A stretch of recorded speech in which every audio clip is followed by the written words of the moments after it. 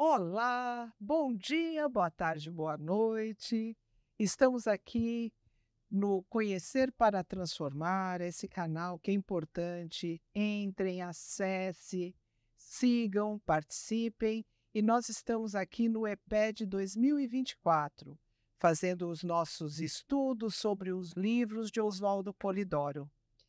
E hoje nós estamos na terceira parte do livro Um Médium de Transporte. Então, hoje nós vamos continuar falando de mais causos, de histórias deste livro, que são histórias extremamente doutrinárias, né? E o livro abrange muito mais do que um trabalho mediúnico. Ele fala também de livre-arbítrio, avisos, né?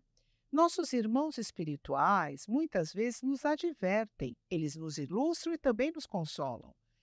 Mas respeitam a nossa opinião de aceitar ou não a informação recebida.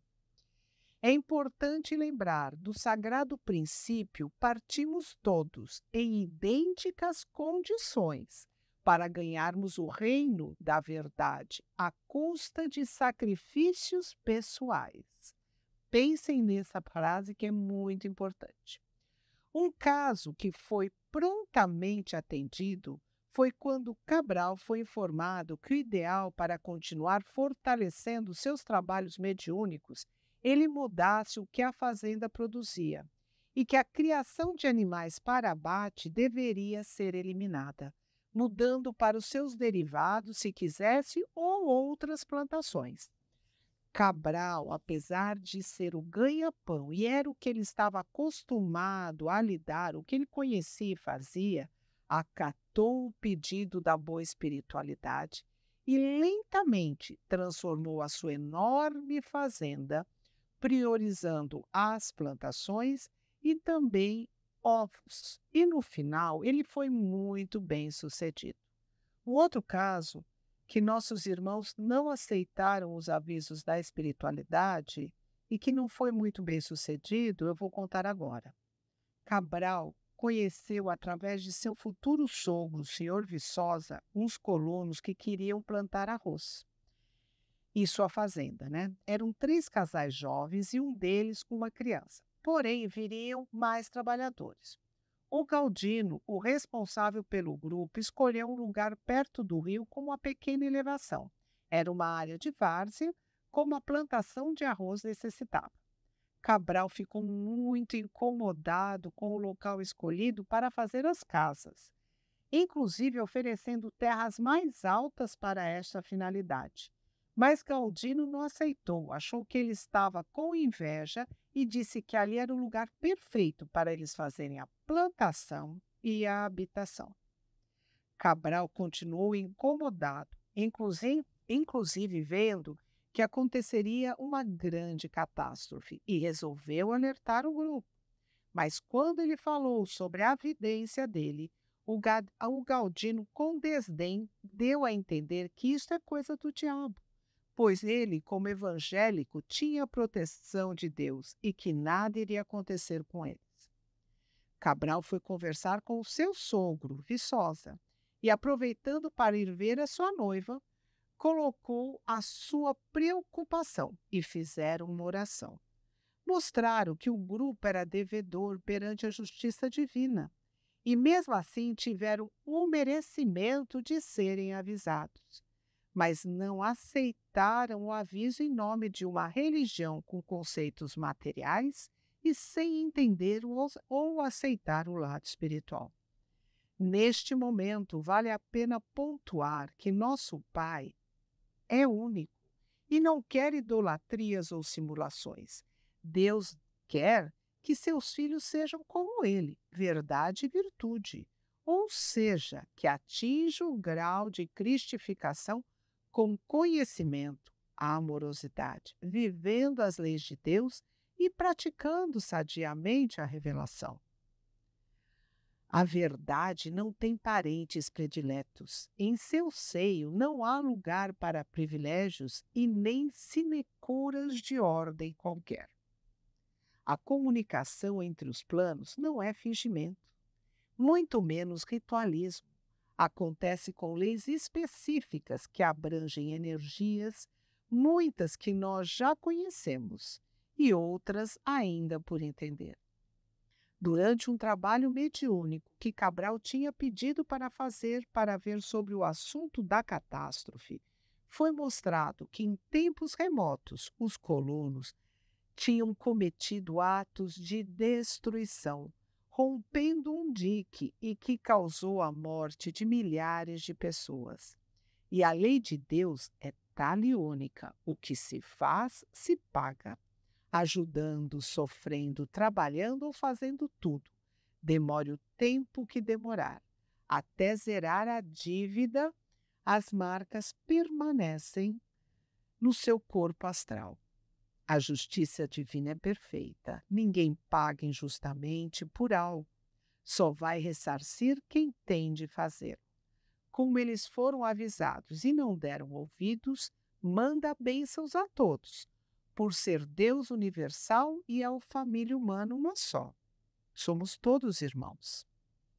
Mas como tudo em Deus é perfeito e muito dinâmico, enquanto a gente está pagando dívidas, podemos aprender, fazer o bem e, concomitantemente, ajudar os outros, entender e conhecer outras nuances de nós mesmos.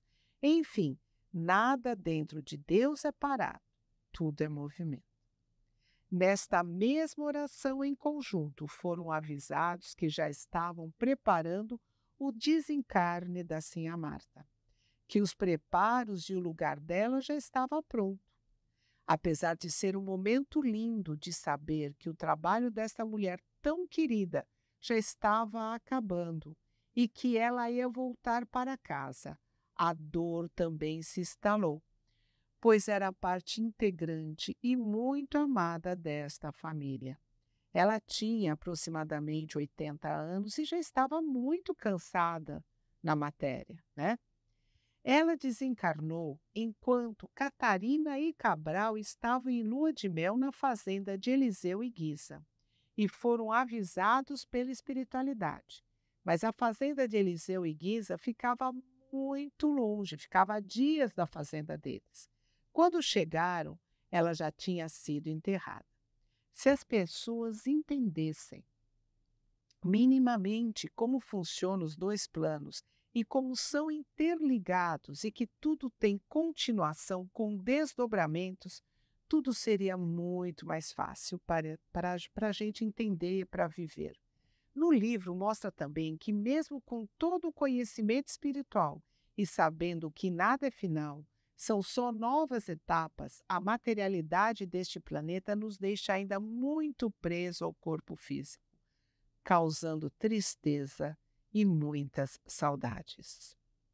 A catástrofe com os agricultores de arroz aconteceu no verão, depois de 3 anos que ali estavam instalados.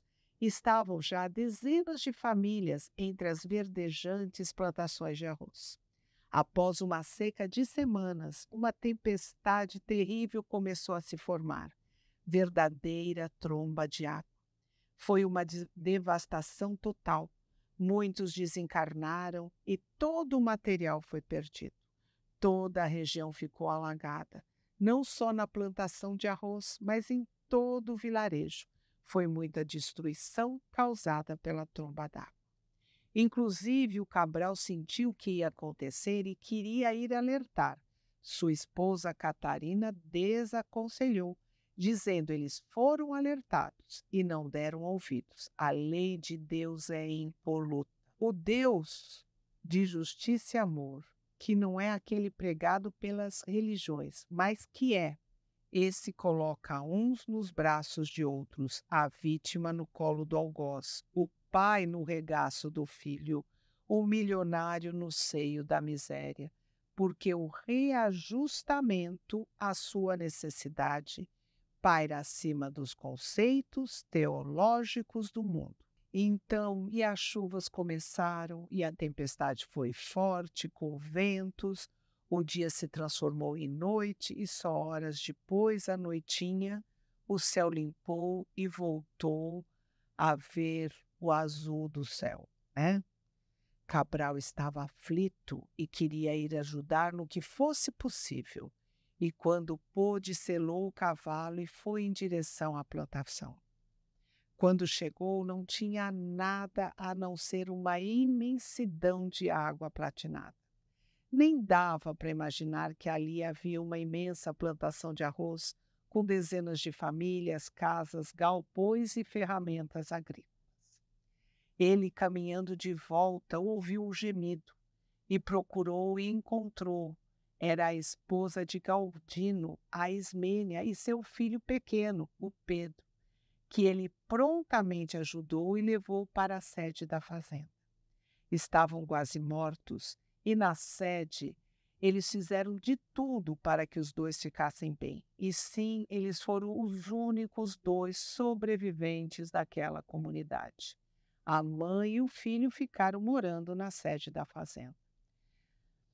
Assim que em casa estava tudo certo, Cabral foi para a vila ver como estavam as coisas.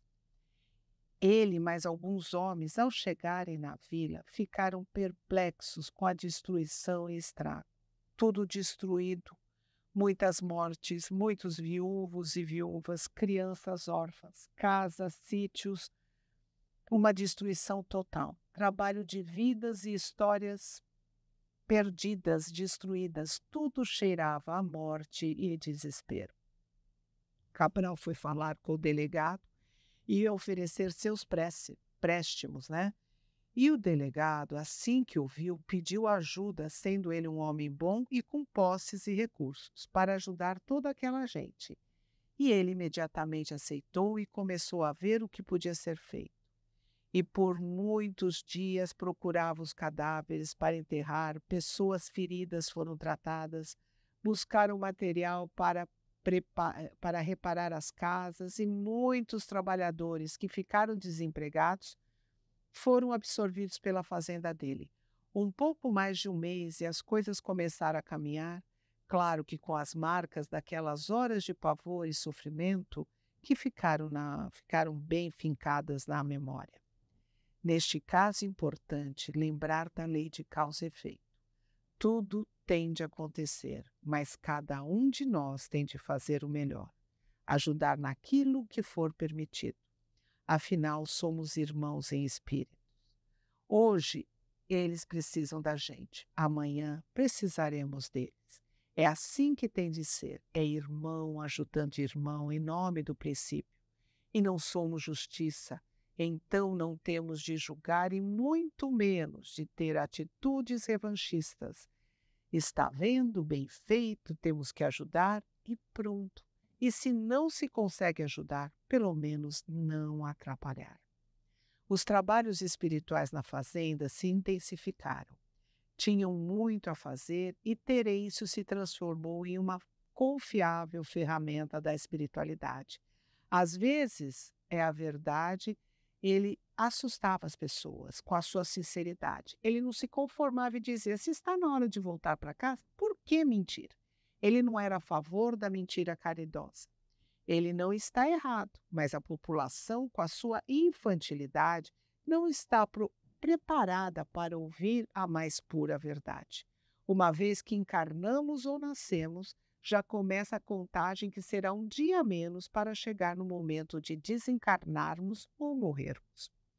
Lembrando que os trabalhadores do karma preparam as encarnações com muita antecedência, se preocupando com a família que vai te receber como os seus antepassados e as pessoas que estarão à sua volta, buscando ser harmônico com os vícios e as virtudes de cada grupo de espíritos, para juntos evoluírem. Nada é por acaso. Como Jesus bem disse, até os fios do cabelo são contados.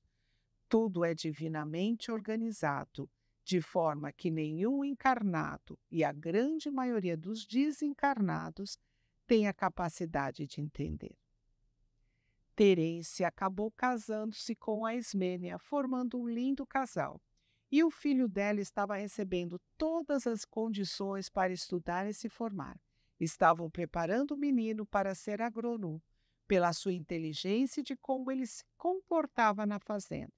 sem esquecer que este menino foi uma das crianças que Ana abandonou para ficar com Cabral.